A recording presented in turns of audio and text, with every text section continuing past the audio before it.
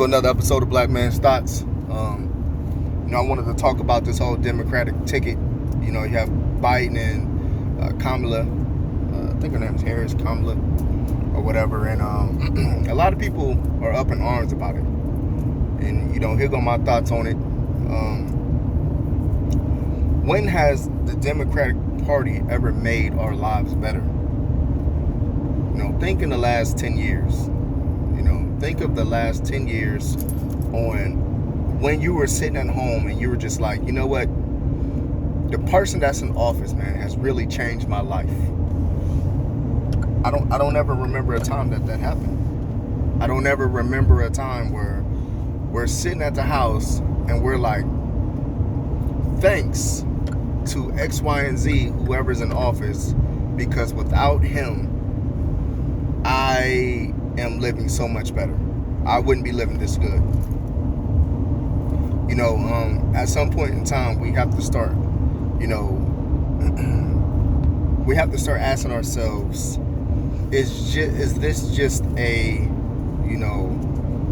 ploy? Is this just, a reoccurring event that stir people up, act like they really care about your community, care about you as a black woman, as a black man, and say, are they really here to help you? At some point in time, we have to take the power back. At some point in time, we have to let our voices know that the system that has been in place has not, or maybe has not helped us, is the way they're acting. And we want to change the way things are done. Now, that goes into many different questions, and then says, well, is the change more so-called black people being in office, being in positions where we could make the change? That could very well work. But then another argument could be, well, we have to look at the original development and the making of these laws, and who are they for and who are they not for. And maybe that's the reason why it hasn't been working. You have Kamala Harris and you have Biden. Biden, at one point in time, I believe, said that he wouldn't want his kids going to school with black people. Both of them were instrumental of locking up massive amounts of black men in the prison system. An argument can be made where were they locking them up, or were black people putting themselves in a position to be locked up? An argument off that would say, well, why are the black people so easily in a position to be put in the system or put in prison? Well, the answer to that could be their living conditions, what they have access to, what they don't have access to, the type of educations that they've received, the type of schooling that they've received. That's not just on Kamala, that's not just on Biden, that's on every single person who's came before them. But, if Biden talks about, says stuff like, if you don't vote for me, you're not black, and you've been in office all this long, well, now you have to look at what has he done to the education system to make a difference and say, you know what, now because of what I did, black men aren't in position to be mass incarcerated. That's a conversation we would have to have. Kamala as well. Remember, I think last year or the year before that, when they were all running against each other, Kamala's big fight against Biden was she kept saying that he was a big-time racist. Okay. So is this now become a game? In the sense of the person who was calling you, who was the loudest voice in a room, calling you the biggest racist in the room, you've teamed up with them. And the person that said that you were the racist teamed up with the man who said, if you don't vote for me, you're not black. I wouldn't want my kids to go to school with black people. Maybe this is a game. Maybe this is a situation where they're just playing with you now. They're toying with your intelligence. They're toying with you not having a dog in a fight. They're toying with you and just knowing that you're not going to study or you're not going to remember the things that were said. And I think that, to say this, to say stuff like, oh, it's the lesser of two evils, it's like, to me, saying that, do you want die by gun or do you want to die by knife? If the end result, if you both die, then it's not really anything lesser. You know what I'm saying? You at the end result, it's still fatal. The whole thing about the lesser of two evils is you want to live in the end. You want there to be some kind of a benefit. But if the benefit is a negative and it puts you in the same position, then there is no lesser of the two evils. It just becomes evil. I think that, you know, we have to stop voting Democrat just because we're Democrat or just because you've always voted Democrat. We have to really take a thorough look at who's running and say, you know what, maybe none of them deserve my vote. Maybe none of them deserve my vote. Because at the end of the day, if we're spending all this energy voting for people that is going to harm us, why don't we spend more energy trying to put more black governors in place? I think that would be a little bit smarter to say to what if the president running is not going to be for you, and the states have their own set of laws that the government doesn't, that the president can't really just straight force without there being a vote, without there being a governor to fight for you, then we focus on the governors, not just the mayors. We focus on the governors and we focus on the sheriffs. Because when you can have the governors, the ones who are speaking to the Senate, and you're having the sheriffs or and you have the chief of police who is black fighting for black people, then yeah, even though you don't have everything you want, you have two major chess pieces in the game to have a voice for you.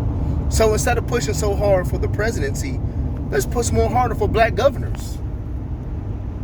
I think that's a sound combat on if you don't agree with the Republican or the Democratic Party, you know.